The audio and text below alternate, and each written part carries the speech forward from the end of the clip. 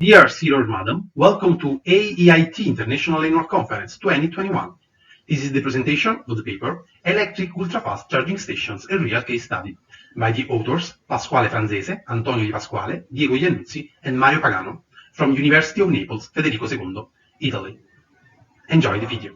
The topic of this paper is an overview of the design, sizing and implementation of an ultra-fast charging station. The real case study is that one behind my back, realized at the University of Naples at Information Technology Electrical Engineering Department in collaboration with the Samsung SPA. Make yourselves comfortable and I tell you the story of this infrastructure. Let's start. The main constraints assigned in the preliminary phases of the design regard the grid interface of the infrastructure. We selected a charger connected to the low voltage to make the system flexible and independent from the medium voltage electric cabinet. This choice ensures also a minimum footprint on the distribution network. The power provided by the low voltage grid is limited to 50 kilowatts. The charger is a multi-slot station. It must be able to charge two vehicles at the same time. The main challenge, as expected, is the charging time. The value of the charging time has to be read as the time to bring the battery of vehicle from 10 to 70%. The constant current charge at maximum value is possible only in this state of charge area. The aim is to charge two target vehicles of 40 kW per hour in 15 minutes. The standards propose a definition of ultra-fast charge, calling it mode for charge. The maximum values of voltage and current are prescribed, but also other properties that characterize this charge mode are indicated. The most diffused connectors for the mode for charge are CHAdeMO and CCS2. They implemented different configurations and concepts, so they are standardized differently. Our choice converges on CCS2 because it is most used in Europe by several car makers. The only sure components in a charger are the dispenser interfaced with the vehicle and the connection point to the grid. But these two items aren't able to be connected directly. At least one converter is mandatory to link the AC and the DC side. This solution doesn't include the galvanic solution, and it is not compliant with the standard requirements. Adding an isolating transformer on AC side, the system becomes operative, but is not enough. The AEC 61851 suggests the use of power electronic transformer in case of one charging point, but in the case of two charging slots, the power electronic transformer is mandatory to ensure independent galvanic isolation for each slot. The structure meets the standards, but the required output power is still more than the input power. In this case, the boost of power can be given by renewable energy systems like photovoltaic panels and energy storage systems like battery storages. These components may be incorporated on a AC or a DC common bus. The literature proposes both solutions. The AC one is suitable to interface a system closer to the grid and to use it also when no cars are charging. Instead, the DC one provides to charge the number of auxiliary systems easily. Solutions in our case are an inverter stage for photovoltaic panels and a direct connection between the static battery storage and the DC bus. The subtraction of DC-DC isolated converter must be corrected with the introduction of another isolation stage. The AC-DC converter is implemented with an active front-end. It provides to regulate the voltage on DC bus while correcting the power factor.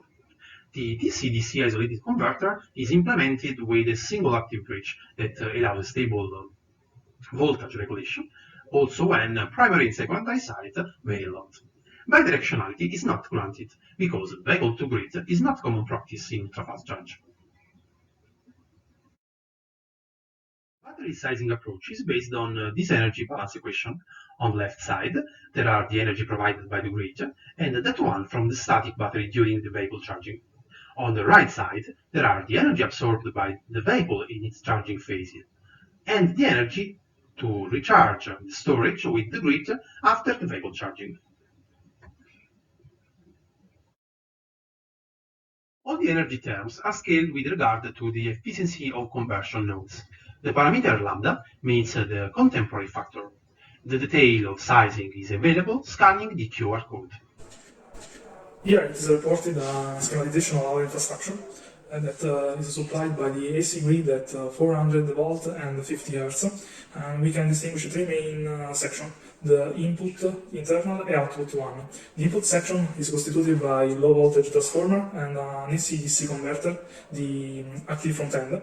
The internal section is constituted by the battery storage system that is directly connected on the DC bus and whose voltage can vary from 510 volt to 720 volt, and the output section is constituted by two DC-DC converter, namely a single active bridge, which can be connected among them or can operate separately in order to increase the output voltage or the output current according to the needing of PEVs. The structure described before have been modeled in MATLAB simulated environment in order to study it as a system. So, for example, in terms of power planning for the recharge of electrical vehicles, the energy management of the battery storage system within the infrastructure, but also the power exchanges with the grid. For this reason, some modalities that are typical of power systems, such as delays or parastatic elements, but also the low level control, have been neglected because, in a sense, they do not affect our reasoning about the system. According to that, the converters have been modeled as ideal voltage sources, and the batteries, both the BESS within the station and batteries on electrical vehicles, have been modeled according to the zero-order model. The model just presented have been used to carry out several simulations, and the most significant ones have been chosen. In particular, results that we are going to see together are related to the recharge of two EVs, EV1 and EV2. The related values are reported in this table, and it is worth to noting that these are real values coming from data provided by two of the most famous car makers on the market. In particular, EV1 and EV2 are two vehicles of large size, with EV2 larger than EV1, and its rated voltage around 800 volts allows us to simulate the recharge of the vehicle with the two channels of the infrastructure connected in series. In particular, for the charging procedure and for the power planning, it is important to satisfy some constraints. Probably the most restrictive ones are the constraints related to the energy storage in the BESS and the power request of EVs. In this slide, the results of the simulations are reported. In particular, the first column is related to the vehicle EV1, and the second one is related to the vehicle EV2. In the first row, we have the trend of the SOC over time, with the solid blue line, the SOC of the vehicles, and with the purple line, the SOC of the BESS. In the second row, we have the trend of the power supplied to EVs and the voltage over time. The power supplied to EVs is represented by the light blue solid line, and the voltage is represented by the red line. Naturally, during the charging process, we have that the SOC of the vehicles is strictly increasing, while the BESS assumes a convex shape, and in particular, the BESS reach its minimum in correspondence of the yellow circle, that in the first case is the 45%, and in the second case is around 20%. This attitude can be explained by watching the second row, because we know that the charging process is performed by the grid and the BESS. In particular, the grid supplies constant power of 50 kilowatt, and the BESS supplies the remaining part. And in correspondence of the yellow circle, we have that the power demand of EV is less than the power supplied by the grid. So this latter is used to perform the charge of the vehicle, but also to recharge the BESS. The table here reported summarize some of the most interesting results of these simulations. First of all, a trivial result is that even if the EV1 and EV2 adopt the same current demand, EV2 completes its recharge faster than EV1. This is due to its rated voltage that is 2 times the rated voltage of EV1. But probably the first interesting aspect is that the average charging power is significantly lower than the maximum power supported by the two vehicles. And this aspect gives evidence of the fact that car makers proceed with caution in order to preserve the state of health of batteries. In particular, this strategy of recharge allows a fast recharge for low value of SOC and a slower recharge for high value of SOC. The experimental data gathering brings out the difficulties in utilizing true vehicles to test the charging station and to validate power charging profiles and to estimate stations' power losses. We, the authors, will use emulator system to collect data in the next feature. So we considered to explain to the audience also the method to choose the right emulator. The emulators can be classified in 4 classes. The programmable power supply is a controlled multi-stage conversion system directly connected to the DC output of the ultra-fast charging station. This device has a DC side for connection with the station and an AC side to withdraw and put back the energy from and to the grid. The battery emulator is designed to emulate a battery pack in its static and dynamic behaviors. The test sequence is defined and parameterized using a software to implement the hardware in-loop system.